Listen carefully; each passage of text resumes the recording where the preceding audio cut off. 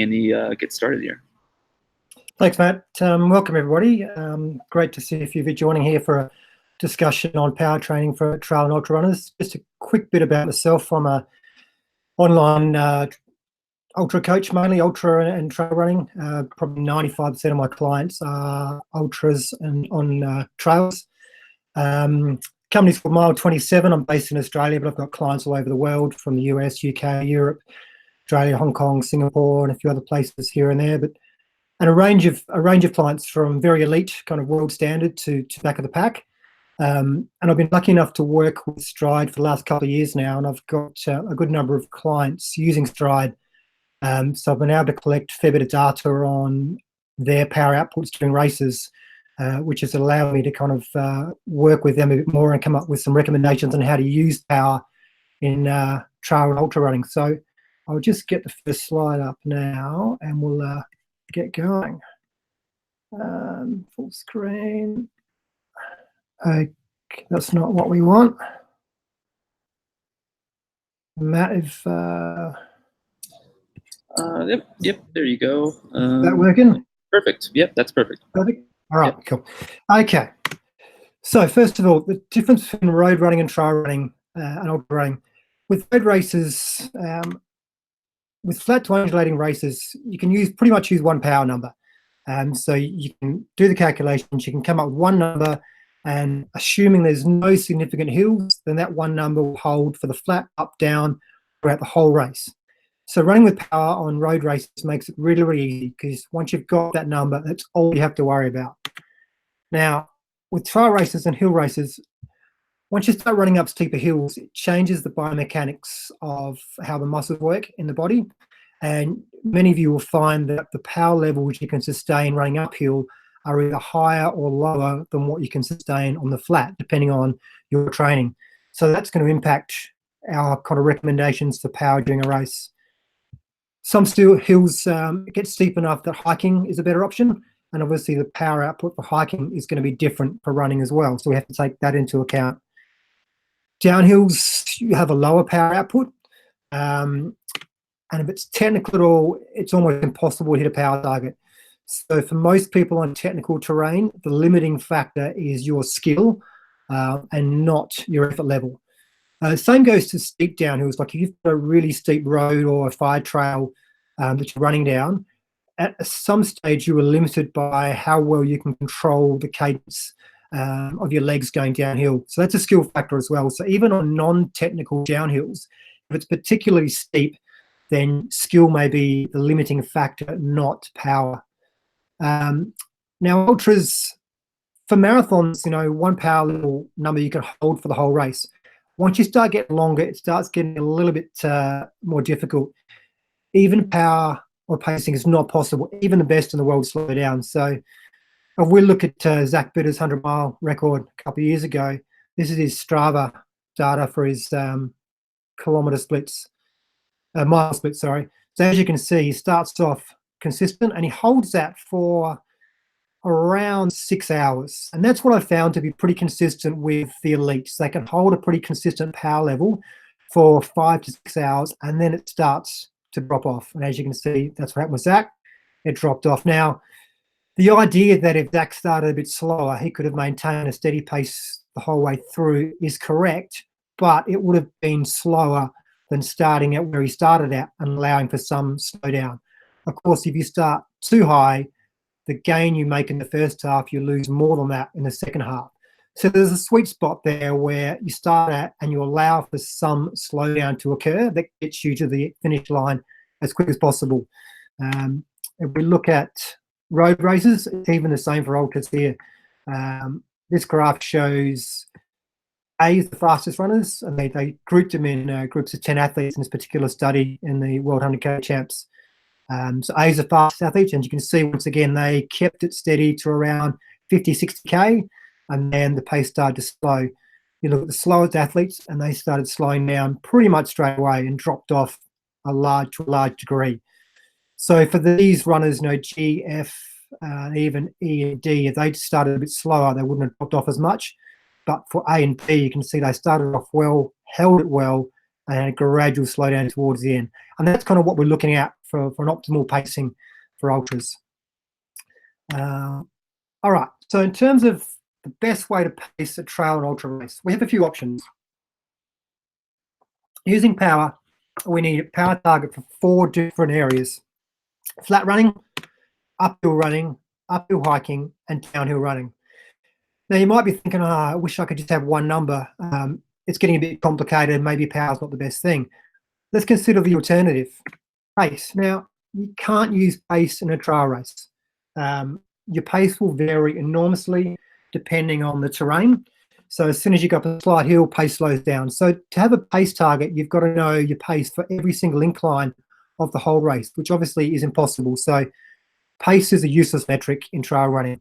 Now, some people will work out splits. They go, okay, from checkpoint 1 to checkpoint 2, I want to get there in an hour, and that for it's 10K, that means I need to do 6-minute Ks. But that's the average. You might range from 4-minute Ks to 8-minute Ks throughout that kind of section. So pace doesn't have any benefit at all in terms of trail running. It just doesn't work. Heart rate fluctuates a lot, particularly for longer races. It's just affected by too many things: pre-race nerves, adrenaline, caffeine, hydration, even that your circadian rhythm, time of day. You know, if you're out there for 100 miles, your heart rate's going to change from 3 in the morning to 3 in the afternoon. So it's just not a viable way to measure pace and ultra run. Rate of perceived exertion is what we currently use. Now, for athletes that are highly experienced, it's a pretty good rating. No, you get the best in the world who can judge how fast to go out at the start and minimize the slowdown at the end. And it's okay. It has its limitations, of course. It's unreliable for all but the most experienced runners. Now, what I see for a lot of runners in trail races is a gradual kind of decline in position throughout the race. They might start the race at the first checkpoint in 100th position, and by the end they're in 450th position. So that tells me straight away their pacing was all over the shop. They went out too fast.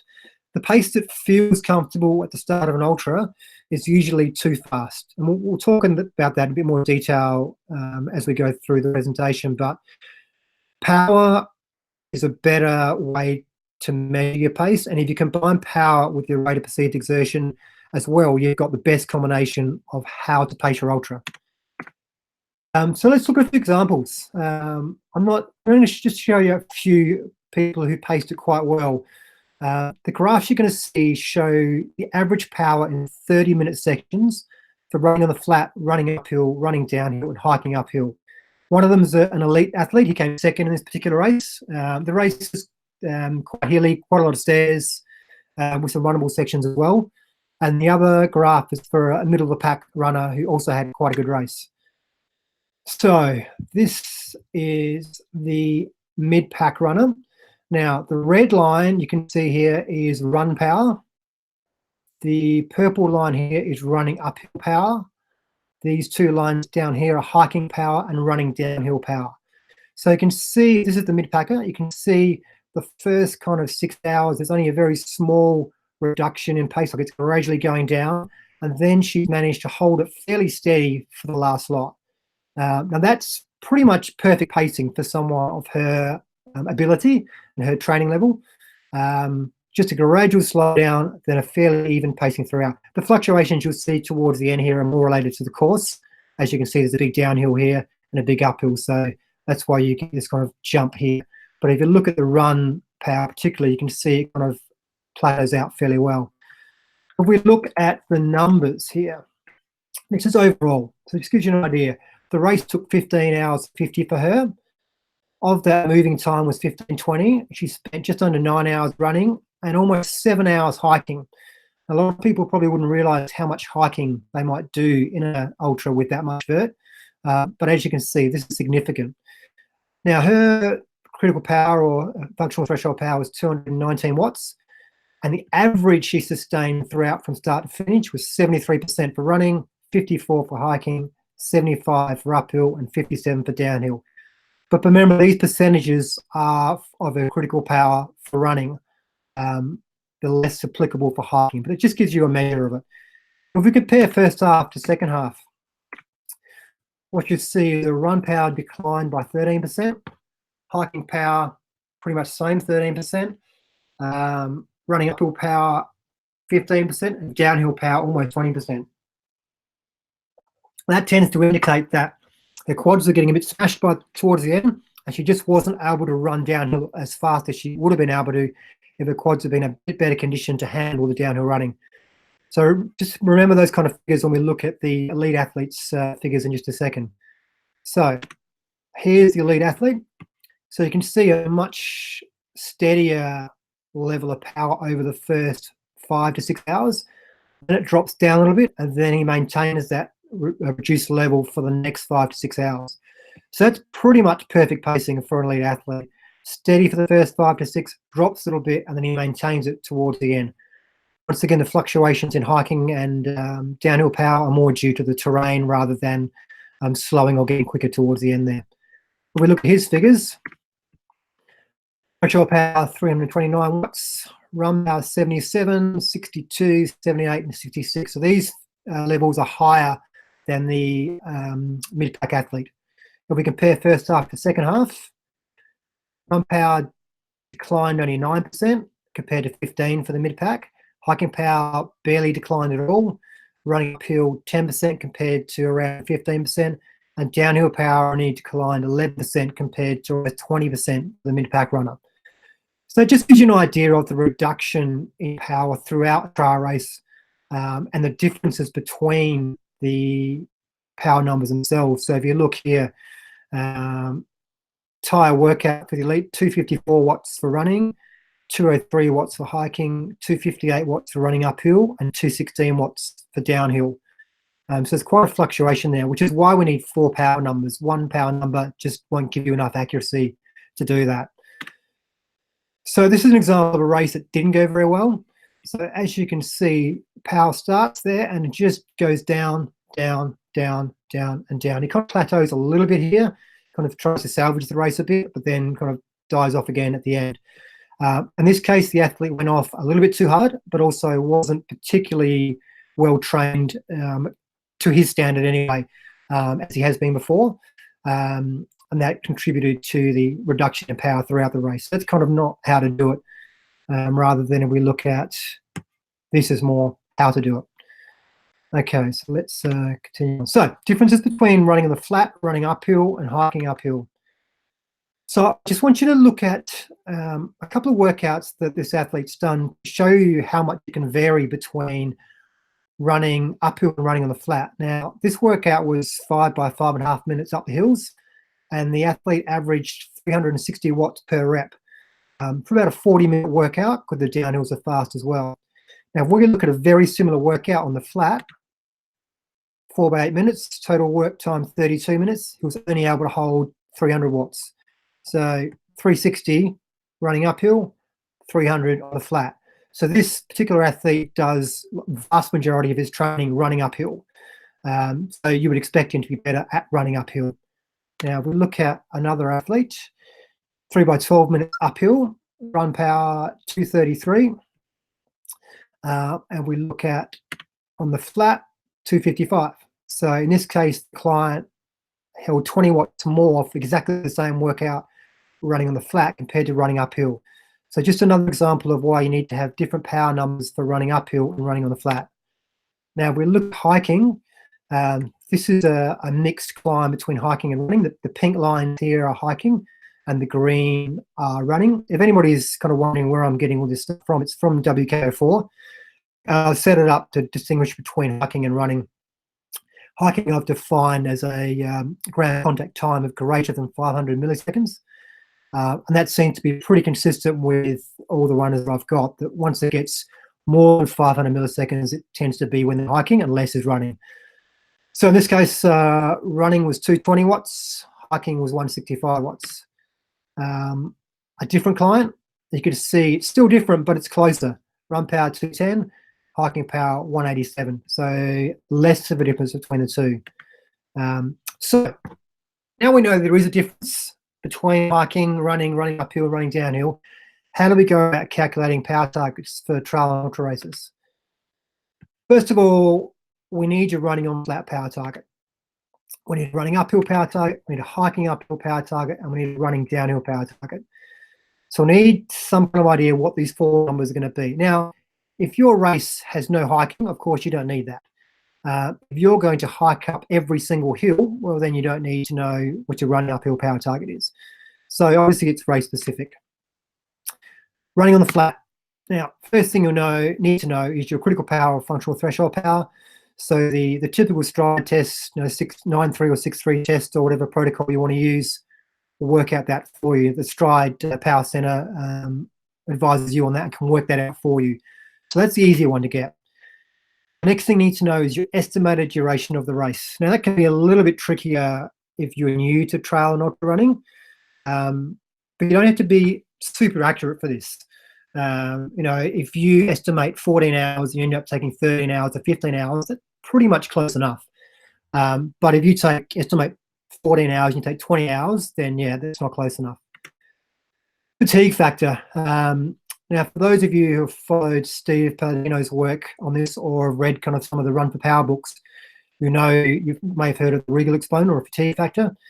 In road running, that factor is usually around 0.07. For trail running, it's more like 0.11 or 0.12. All the data I've used has come up with between these 2 numbers here. Once you go down to the numbers used in road running, it just spits out way too high a power number that's just not sustainable. So you need to use these factors here rather than the road running factors. If you are doing an ultra on a road that's particularly flat or even something like Comrades, then I found the numbers to be closer to 0.07. It's more like 0.08. It's a little bit higher due to the extra fatigue being an ultra. But for trail running, 0.11, 0.12 seems to be about where you need to be. Time to exhaustion at your critical power. I've used 50 minutes for most of the calculations. 40 to 50 seems to work quite well. This is how long you can hold your critical power for. It's not 1 hour. Elite athletes might be able to hold for 1 hour, but for most people, it's between 40 to 50 minutes. So I use those numbers, and that works quite well. Estimated race power is derived by this equation, which is why obviously you need these numbers. Now, Steve Palladino, once again, has got some really good calculators you can find on his Facebook page. Thanks, Steve, if you're listening. They have this all automated for you. You can plug in the numbers and you'll get the result that you want from it. So that'll give you a number for running on the flat power. Now, I've done some rough calculations for you on a few races just so you can see the accuracy. So this particular client, these are all different clients, these columns here. 100K race, 4,500 meters of vert, critical power 329, estimated race duration, came up with an estimate of 252, his actual run power 254. This client, which is the mid-pack client, this is the elite client, estimated race power 158, was 161. This client here, now this was a little bit less accurate, came up with an estimate of 200. His actual run power was 179. But for this athlete, the race he did wasn't an A race, and he was told not to push it hard over the last 2 laps, just to keep it consistent and finish feeling strong. So I would expect his actual power to be below what he actually could have done if he pushed hard. This race is a lot more technical and more vert than this race. These 2 first races had about 4,500 meters of vert. This particular race had around 6,000 meters of vert and a lot more technical. So you can see the run power estimate was a little bit higher than what the client actually sustained. But the hiking power, he spent more time hiking in this particular race than the other 2 races. Shorter races, it also holds pretty well. So a 30K race with 1,200 meters of vert, it comes up with an estimate of 208 watts, and the athlete ran 215. Now, I know this particular athlete, that critical power number is underestimated. He hasn't done a lot of maximal tests to give a very accurate representation of that number. So I would expect that if we had a better figure for critical power, it would have come out pretty close to what he actually did for the race. For a miler, 100-mile race, you can see it still comes out pretty accurate, estimated 167. His actual power is 161. This athlete had a few problems over the last kind of 3 or 4 hours, which result in a bit more of a slowdown. So I would expect without those issues, it would have been very, very close to what he actually ran. So you can see this calculation comes out with some pretty accurate numbers in terms of estimating where you should be at. Other ways of deriving power targets. Now, Steve's got this on his worksheet you can find via his Facebook page. Previous races are the best way. If you've done a 100K race before, you can analyze your power data and you can kind of get an idea about what you averaged running, hiking, downhill, etc. Of course, you can't compare a road race to a trail race, and you can't compare a trail race with 2,000 vert with a trail race of 6,000 vert. So it's got to be of similar nature. And of course, if the trail race was a year ago, you've got to adjust that up or down according to your current fitness. Now, there's some good online calculators that I've mentioned that Steve's got on his site, but you need good data to put in to get good data out. So if you're inputting a 30K trail race with 1,000 meters of vert and you're wanting to find a target for a 100K trail race with 6,000 vert, then that's a big jump in data. You've got to have races that are relatively similar. So unlike for road races, like if you've got a fast 10K or a fast half marathon race you've got data for, you can estimate your half marathon or marathon power targets quite accurately using those comparisons, which basically say if you can average a certain amount of watts for a half marathon, you should be average X amount of watts for a full marathon. But when it comes to trail races, it doesn't apply nearly as well. So you want to compare very similar races if you want to use that. That's why I've used the previous one, which is, where are we? This formula, which is just based on your critical power rather than basing it on the races. So unless you've got a decent recent race to base it on, I recommend you use this formula instead. Okay, running uphill power. It's different running on flats. As you've seen, there's some quite big differences in the power numbers that athletes are able to handle running on flat, running uphill. Assuming there is, and for most people there will be, can you do a critical power test uphill? Now, to do that, you're going to need a hill long enough. So if the longest hill you've got is only like 5 minutes, then it's not long enough to do a test on. But if you have got long hill, then you can do exactly what protocol you use to do your running on flat test through Stride Power Center. You can use that and do exactly the same uphill and get your critical power for uphill. If you haven't, then you can use a comparison method. So what you want to do is you want to compare similar sessions to the flat and to uphill. So, for example, compare the average power for 30 to 50 minutes for a session for an uphill versus for a power session for a flat. So, for example, 6 by 5 minutes on flat versus 6 by 5 minutes uphill, but you've got to have equal rest periods in there as well. So for an uphill session, you'll be running back down. So it might be 5 minutes up, 4 minutes easy back down, repeated 6 times. So then you need to do the same session on the flat, 5 minutes hard, 4 minutes very easy, repeated 6 times. Get the average power that you could sustain for that and work out the percentage difference. So you might see, okay, I can hold about 10% less power than I can uphill on the flat or vice versa. So then you can adjust your power target by that 10% based on that. Okay, hiking power, quite a lot different to running power.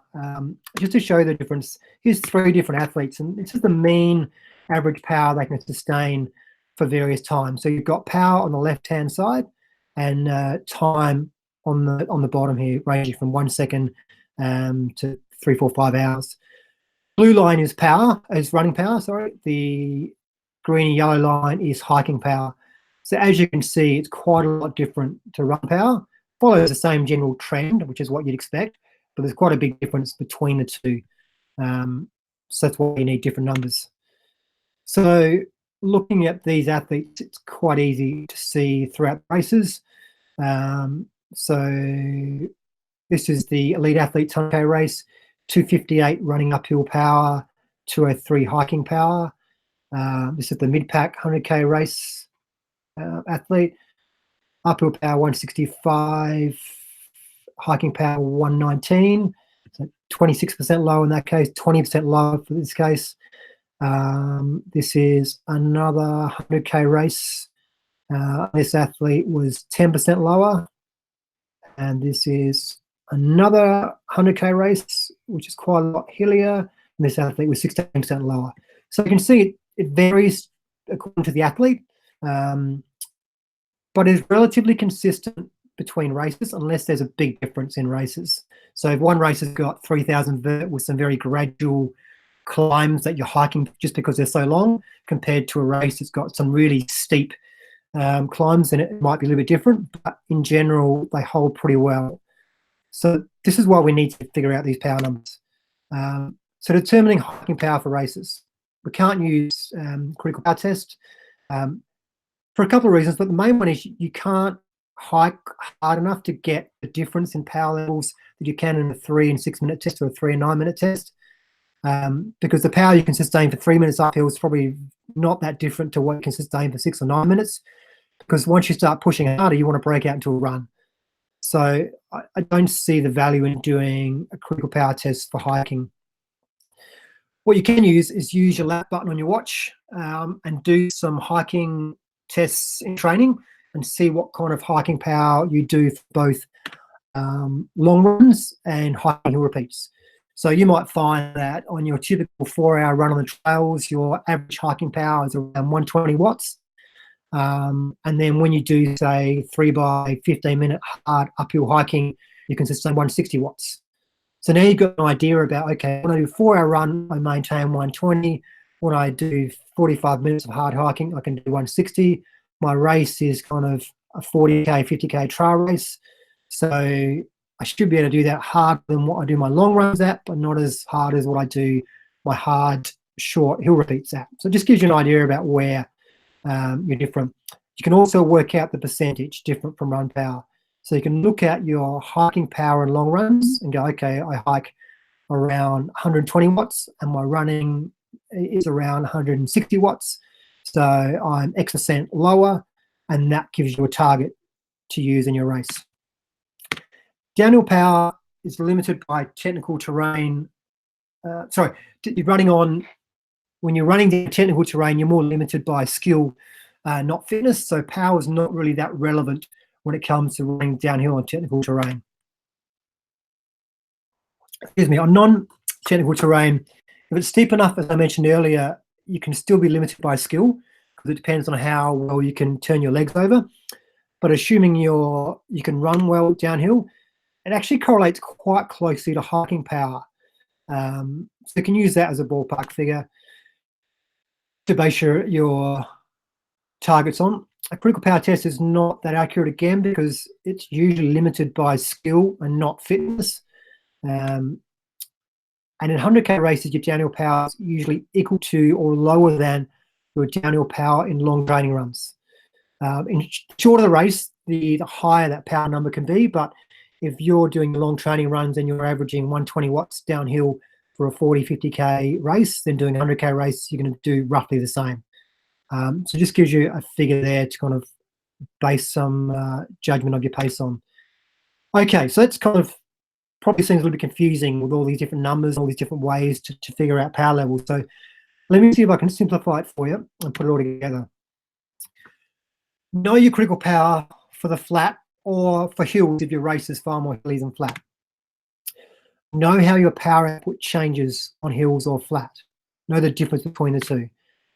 Know what your hiking power is on both easy long runs and specific hard hiking sessions. Observe if your downhill power correlates to hiking power well and what it usually is in your long runs. So let's just go through an example. Let's say this athlete's got a critical power on the flat of 250 watts. The data shows that when they run uphill, it's typically around 10% lower in hard sessions than their hard sessions on the flat. It shows their hiking power is about 20% lower in both easy runs and the equivalent hard runs. So when they're pushing up hard uphill hiking, downhill power is consistently around 15% lower than their flat run power when they're on their long easy runs. So we've got a 50K race, estimated time 6 hours. Using the formula I mentioned before, we get a run power of 201 watts. We adjust the running uphill power to 180 watts. We adjust the hiking power to 160 watts and the downhill power for 170 watts. So now we've got 4 numbers to remember. That's it. Okay. Now, yes, it's 4 numbers, it's not 1 number. And it'd be great if we had just 1 number, but the realities of trail running is that it doesn't work like that. But 4 numbers, if you can't remember them, just write them down your arm to make it easy. So, next thing to think about is the reduction in power during a race. As we said before, power declines from around 4 to 6 hours and it drops around 10 to 15%. The power estimates are the average for the whole race. So when you're working out your power numbers for that equation, I mentioned earlier, that is the average for the race. So that takes into account a higher start and a lower finish. So to work out where to start at, I would add 5% to the numbers you calculate at the start, and then try and limit your loss to 5% below that calculated number at the end. All right. So going back one, so we use the run power of 201. So 5%, 10 watts. So we would start at around 210 watts. We would try and limit the losses to 190 watts. So as soon as you start dropping below 190, maybe making a concerted effort to try and pick the pace up a little bit towards the end and keep it above 190. And likewise for the rest of them. Now, you don't have to worry too much about that because it'll happen pretty naturally anyway. So if you start 5% higher, that you should be able to hold that 4 to 6 hours, as I said, and then it will start to drop.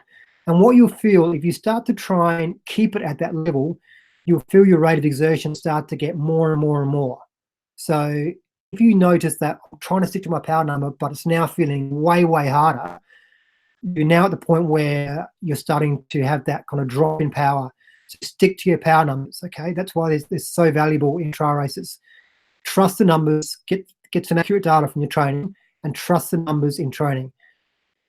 Let the power drop and keep that kind of rate of exertion the same as what it felt like before in terms of trying to keep that speed.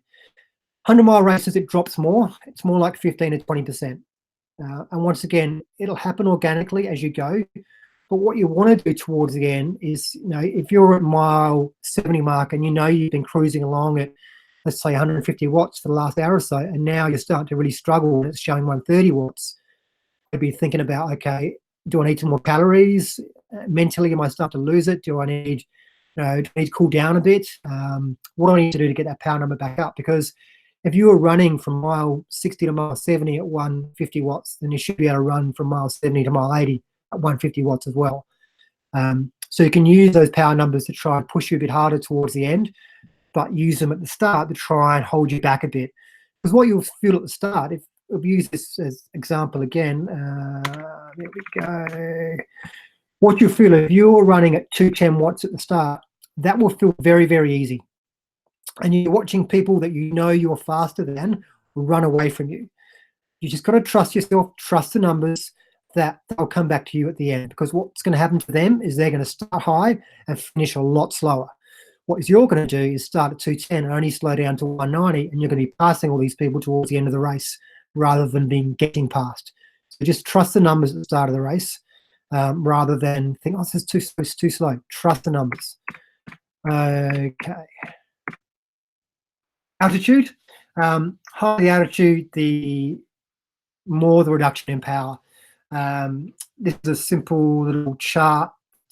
This study here, I've converted into meters and meters rather than feet.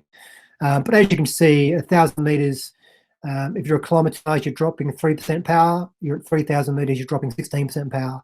So even at 2,000 meters, you're dropping 8%.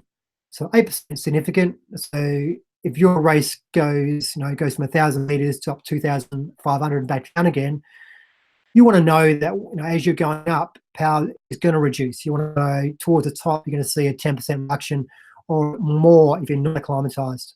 So it's important to have a rough idea about what's going on there. Now, you probably start to think, well, I need to remember 4 power numbers. Now I also need to think about how much it slows down throughout the race. Now I also need to think about altitude.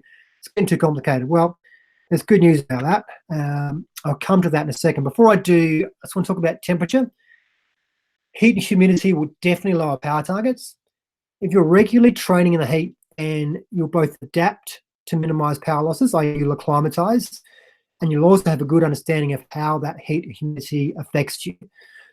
So for example, you might be doing a track session followed by 1 mile reps, and you might have been doing 280 watts. And as winters turn to spring, turn to summer, you see a gradual reduction down to 270 watts, 265 watts. And that'll happen quite gradually. So you get an understanding of that. If you're going from winter, or you live somewhere where it's not particularly hot and humid in summer, and you're going to somewhere that it is very hot and humid, then you'll need to do some reductions in your power levels. Now, Steve Palladino, once again, has recommended about a 1% reduction for every 3 degrees above 20 degrees centigrade as a good starting point. This is rough, though, because so many factors influence how much a reduction in power there is in hot, humid conditions, including your height, your weight, the length of the run, the humidity, how dehydrated you are, how acclimatized you are. So you've just got to kind of start with a ballpark figure and go from there. Okay, so use this formula that Steve's come up with as a starting point, and use your rate of perceived exertion as a kind of filter for that. So you start off and you've worked out a power number, you've worked out, okay, I need to reduce it because it's 35 degrees, I need to reduce it by 5%, and you start off at 290 watts, and you go, this feels way too hard. Okay, maybe it's the 80% humidity, that means you've got to reduce it another 5%. Now, there are some calculators online that have a stab at kind of adjusting paces depending on the humidity and the temperature. You can dig that up just by looking online for heat, humidity, pace reduction in running. But there's so many factors there. They're just a good starting point as what Steve's come up with here. So use it as a starting point and then adjust according to how you feel. Now, this is where it gets a little bit easier because you're starting to think this is too complicated, too many numbers. But the good thing about trail running is the margin for error is a lot greater. So how close to power targets do we need to aim for trail? This is a printed of an athlete's power readings for, I think it was about an hour. So you can see, and this is probably ranging, I haven't got the scale here, but I think it's ranging at about 20, 25 watts from this level here to this level here. So if I drew a straight line through that, you see it's just a gradual decline. This actual segment was towards the end of a race, just a slow decline going throughout that, but it's fluctuating 20, 25 watts throughout. Road, you can see much less variation. If we zoom in a bit more, this is the power, so you can see more variation. Road, much less variation. So what that means is that, here we go. What that means is that as long as you're getting your targets in the ballpark figure, that's close enough. So if you're sitting at kind of 200 watts and it's fluctuating for 210 watts every now and then, don't worry about it. But if every time you look at your watch, you're seeing 210 and your target's 200, then you probably need to slow down a little bit because this graph will be more up this level here rather than down here. But if we looked at the watch here, 210, here it's 175, here it's 205, 210, here's 200, here's 190. So you're starting to see a pattern going throughout here. So you don't have to be super accurate. Whereas with road running, you can run your races, plus or minus 3 watts on a flat road race for a half marathon or a marathon. Be confident that that's what you need to be. But trail running is not like that. There's a much bigger margin for error. So when we're talking about reduction in power throughout a race and a 5% difference because it's higher altitude or whatever, that will kind of be factored into a lot of this anyway. You just need to have a rough idea about what kind of level you need to be running at. And that's going to be far, far more accurate than most people's idea of how fast they should run. So that's what we want, a more accurate way of determining how fast we should be running. Okay, so because of that variation, I recommend not using 1 second power. I recommend using minimum 3-second average power on your watch. And possibly longer if it's 10-second or even 30-second power to get an average, and that'll take out a lot of those variations in the first place. Set your upper limits to keep power levels under that in the initial stages of the race. Now, if you only use power in a 100K race for the first 30K of the race, that's the most important time anyway, because after that 30K, you've set the tone for the race. If you've gone out too hard, it's too late to slow down. You've done the damage in the first 30K. If you've gone out too easy, then you can probably salvage that by picking the race up throughout. So if you can use power to make sure you don't go out too hard in the first 30 to 40K of a 100K race, it's done 90% of its job. So set the upper limits and keep looking at your watch to make sure you don't go above those upper limits. Accept that there will be variation. If your target power says 200 watts and you're seeing 210 briefly, don't worry about it, okay? If you're seeing it for extended periods at 210 watts, then slow down. The slowdown will happen automatically. As fatigue sets in, the power levels will drop. As I said before, if you feel yourself working harder and harder to try and sustain a power level, you've probably got to slow down and accept that fatigue is starting to kick in and your power is starting to drop. If you were stuck to power targets initially, the loss of power will be less. If you got carried away and ignore them, the loss of power will be more. Have an idea what the decrease in power will be. So if you've done the sums and you said, okay, 200 is my average for the race, so I want to range between 210 and 190, then towards the end, when you're seeing 180, try and push yourself to get a little bit higher to get to 190. So that is all from the presentation. So let's go back to questions. Matt, are you there? Yes, I am. Thanks, Andy. Let me switch over and I'll put questions up.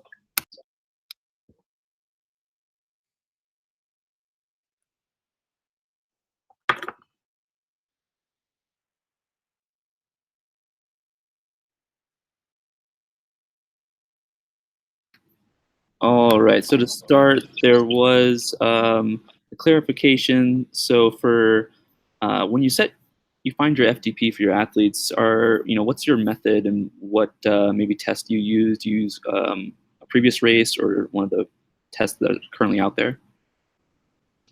Because most of my athletes do trail and ultra races, I don't find the flat test particularly useful. So I prefer to look at the data and use WKO4 to map out the targets for me. As I said in the presentation, you can use those typical 3.639 power tests if you've got a long enough hill to test on. That's probably the best way for the average user to work it out.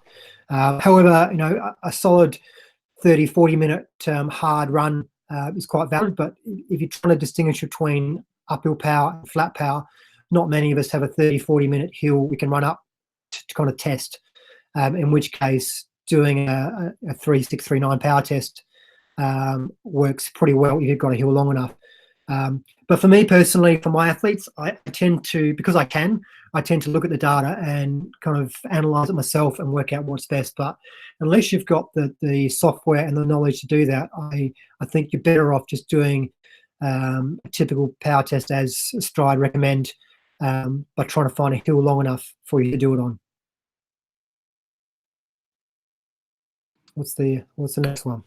Sure, the next one. So you mentioned the gradients there in terms of maybe 6% test versus like a 12% in terms of looking at a hill portion. How do you define gradients? Yeah, differentiate them? So what I've found is for most people, for most of my runners, and as I said, I've got a range of athletes from very elite to kind of back of the pack. For most of them, the power they can sustain for hills from around 5% to around 15 to 20% is pretty consistent. It's not till you start getting to 20% plus that some athletes really start to struggle. And pretty much by that stage, those athletes will be hiking up hills anyway. So it's not such a big deal. So the figures I've given you through the presentation, I've looked at flat as being between a 2% decline to a 4% incline, and hills being anywhere from 4% upwards. But in the charts that I use for my own athletes, I kind of break it down a bit further into kind of 4% to 15%, 15 to 25, 25 plus. And what I've found is for all but the elite, once they get to the point where they can't maintain running power as well because the climb's too steep, they're pretty much hiking anyway, so it doesn't really matter. Some of the elites I've got can actually push out more power at 25% than they can at 10%. But for the average runner, you don't worry about that. Pretty much from 5% to 20%, the power levels won't be very different. And even if they are kind of 5% different, the variation you get in trail running is enough for you not to worry about that in any way. Okay, great. Next question here is, so for the 100-mile race, you said the decline is typically 15 to 20%. So the question from Nathan earlier was, so where's your starting point there, given that decline? Is it still 5% above and you just accept the decline? Or just maybe just talk about Yeah, pretty much. With the 100-mile race, you're going to get more decline no matter how good an athlete you are. As I showed in those slides before, even the Zach Bitters of the world slow down significantly in the last part of a 100-mile race. So no matter how well you pace it, you are going to get more of a slowdown compared to a 100K race. Now, so the average, of course, takes into account. So that's why I say still start at about 5% above the average, even though you're going to go down more towards the end, because it'll all work out in the end. Now, that will probably underestimate your power to a small degree at the start, but I think that'll lead you to having less of a decline than otherwise toward the end. Now, I haven't got that much data on 100-mile races, but I would expect for the elite athletes that I would see more like 10 to 15%. The data I have got is more towards the mid-pack runners, and that's more 15 to 20%. And it also depends on the actual terrain of the race. So obviously, if it's more hills, then you'll see more decline in the downhill power.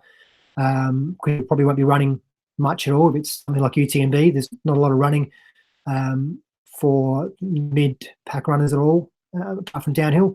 So yeah, stick with kind of 5% above to start with, and that should have you running the best you can towards the end of a miler.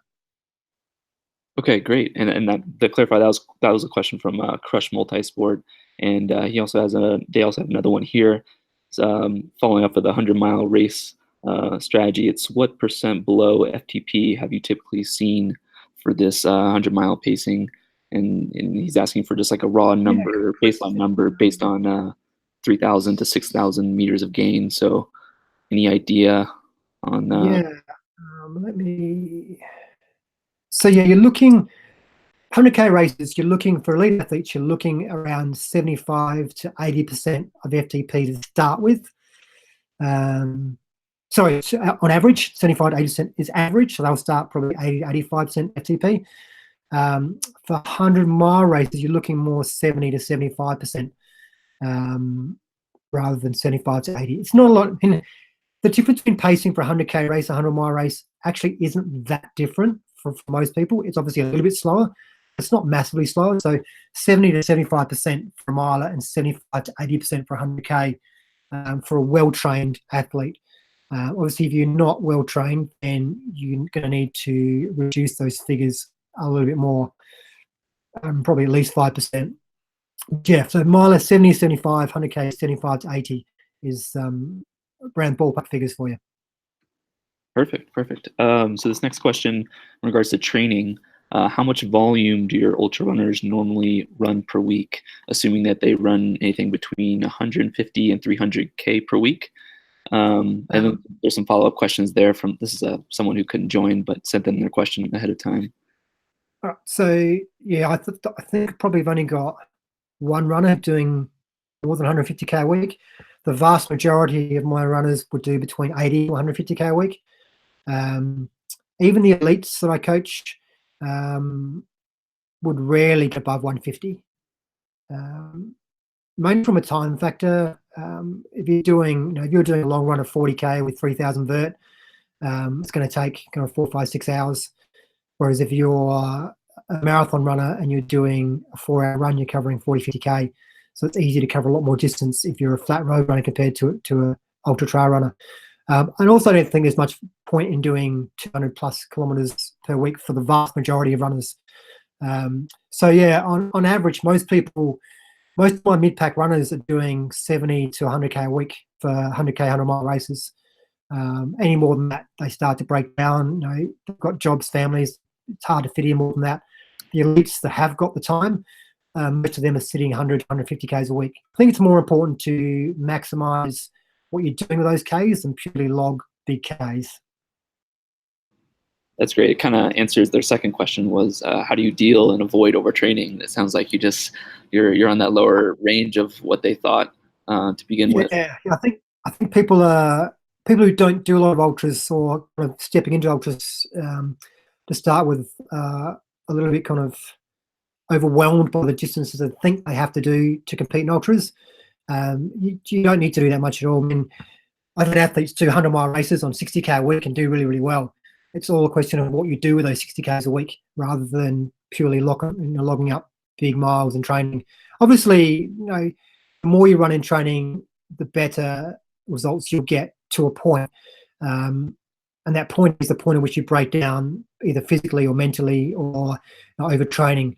There's no question at all that if you took two runners with the same ability and they did the same hard sessions, but one runner did 160k a week, the other runner did 100k a week, the runner running more would do better, assuming they didn't break down and can handle that and recover from that. But for most people, the recovery period is too much when you start talking those big volume. They just can't handle that amount of volume. So it's about finding that sweet spot between the most volume you can handle and not break down, not get overtrained, and stay mentally enjoying the sport rather than feeling like it's just a daily grind. Great. In terms of racing, here's a question from Brian. He says he typically does longer races and will carry 1 to 2 liters of water with him. So in a 50K race with multiple water stops, he's only carrying a bottle from stop to stop. So his question is, how do you account for the additional weight? And do you ever have your athletes account for that in power and their power numbers? Yeah, I don't. Primarily because for long runs, most of my athletes will be carrying some kind of backpack with water anyway. So the data shows them carrying 2 to 3 kilos as it is. And whilst if you're road running, a difference in 5 watts might be significant. In an ultra, like if you start the race with a 3 kilogram pack of mandatory gear and a litre and a half of water, by the end of the race, you're still carrying that pack, but you might be 2 or 3 kilograms lighter. There's just too many variables there to get too worried about, especially when you see the kind of natural variation in power that occurs throughout a race. So I think it's just far easier to put a race weight in your Stride app and just leave it. Don't change unless if you're 80 kilograms and you go on a weight loss program and you're now 65, then yes, change it. But if you're 70 and sometimes you're 72 in off season and you're 68 in peak season, I wouldn't bother about changing the weight, because as soon as you change the weight, you change all your power targets. I think that's just making things more difficult than they need to be, given the accuracies that we need for power levels in trail races. So I would just set a weight that's, if I had to define it, I'd set a weight that you think you'll be in the middle of a race.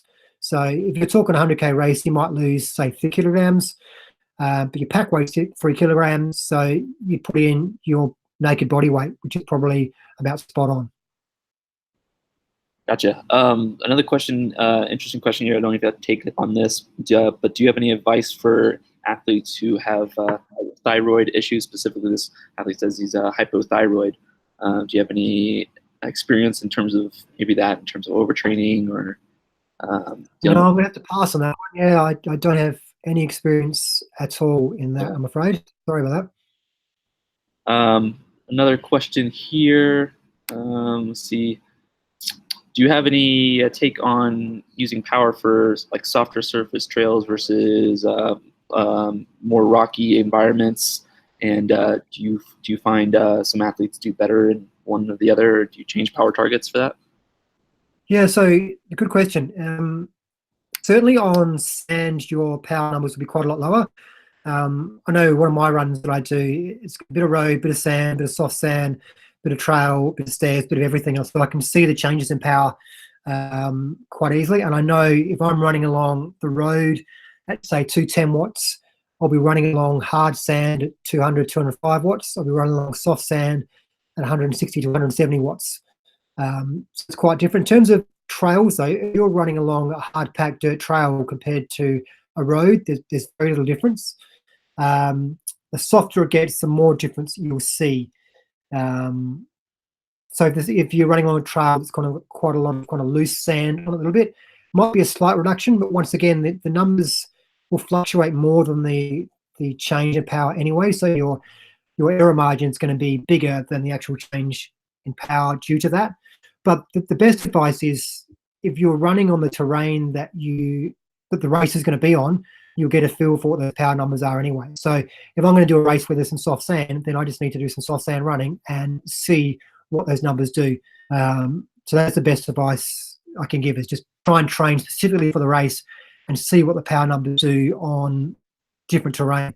If it's really rocky and stuff, once again, your skill in running on technical rocky terrain can become a limiting factor. How well you can run at speed and plant your feet in the right spots to keep a good momentum going is probably more a limiting factor than purely effort. So in that case, work more on your skill and don't worry too much about the numbers on that technical terrain. Hey, Andy, it's Angus taking over. We've got Angus, a question hello. from Jason Phillips in chat. Is the percentage of critical power the same for a 50-kilometer race as it is for a 100-kilometer race? Or is it higher, say 90%? For a 50K race, you use the calculator, it will spit it out for you. Yes, percentage is definitely higher in a 50K race than a 100-kilometer race. Most people would say that for a marathon, you're looking at around 89 to 92% for a road race, for road marathon. For a 50K race on the road, you probably go a few percentage lower than that. On trail, you go percentage lower than that again, because an athlete that can run 50K, let's say 3.5 hours on road, on a trail race with 2,000 meters of vert, might run 4.5, 5.5 hours. So obviously there's going to be a bigger reduction on the pace you can handle for critical power for that race, which is why the calculator kind of works it out for you. You put in your estimated time and your critical power, and it will spit out where you're at. But yes, he's right. Definitely lower power, 100K versus 50 and 100 mile versus 100K. Excellent. We've got another question here from Jeff Melcher in the chat. Do you ever consider a power maximum as a percentage when choosing to run or hike a climb? Yeah. Throughout, you should know what your target, like if you know your targets for a race, let's say your hiking power target is 200 watts and you're hiking up a climb and you see somebody ahead of you, you think, oh, maybe I'll try and catch this person, and you start working a bit hard and you see your numbers go to 210, 220 watts, which you know is higher than your target. You have to make a decision then. You have to decide, okay, what's the penalty going to be for me pushing harder? Is there a big long downhill coming up from which I can recover? Or is there a flat section of which I need to start running again? There's going to be a penalty to going above those power targets, and you have to know whether it's worth paying that penalty. Now, what I saw in a recent trail race was only 30 Ks with 1,200 meters of vert, 4,000, 3,500 feet of vert. So it was interesting because I set myself some power targets, and I was running up a hill, catching somebody, caught somebody. Then I noticed my power target going above what I wanted to, so I slowed down. I stopped to a walk, and this person pulled ahead of me. Not by much, but definitely pulled ahead of me. When I got to the top of the climb, because I kept my power targets where it needed to be, I got straight back into running and needed no recovery period. And I caught that person and passed them and gapped them very, very quickly. Whereas that person had to recover when they got to the top of the hill because they were pushing too hard, had to use the first bit of the descent to recover, lost time, and I pulled away further and further and further from that person. So I think you've got to know your power numbers for climbs, and if you want to push above those targets, you've got to know there's a penalty coming up, and are you prepared to pay that? So if it's the last climb for a race, you might think, well, it's only 5K to go. I think I can kind of pay the penalty, I think I can dig deep and handle this, fine. If you're halfway through a race, then you're going to be wondering, well, I probably don't want to pay the penalty because it's probably going to be not worth my effort in doing that. We've had a lot of very high quality questions come through so far. I'm going to put out a last call for questions here. In the meantime, I have one from Tri Minozo. Tri Minozo says, percentage of critical power will be really low according to my experience, especially at 10+ hour races. And here's the question here. I'm really intrigued by how low the values can get after many hours of a run. So this is almost moving to a hypothetical area, but how low can the power get as a percentage of CP after many hours? I'll tell you exactly that. So I've got a client who did a 100-mile race recently, had about 15,000 feet of vert. He took 25 hours. His FTP was 240 watts. Over the last, so from 20 hours to 25 hours, let's give the calculator some time and I'll tell you exactly what he averaged and give you some idea. We had a target of 180 watts for him throughout.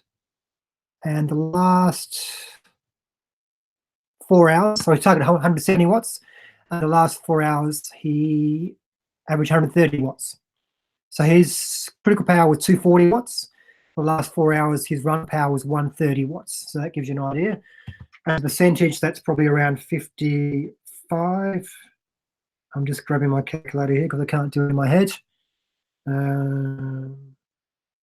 Yeah, 55%. So that gives you, that's from memory, that's pretty much what I've seen, particularly for those who haven't paced it that well, around 50 to 55% critical power towards the end of a long race.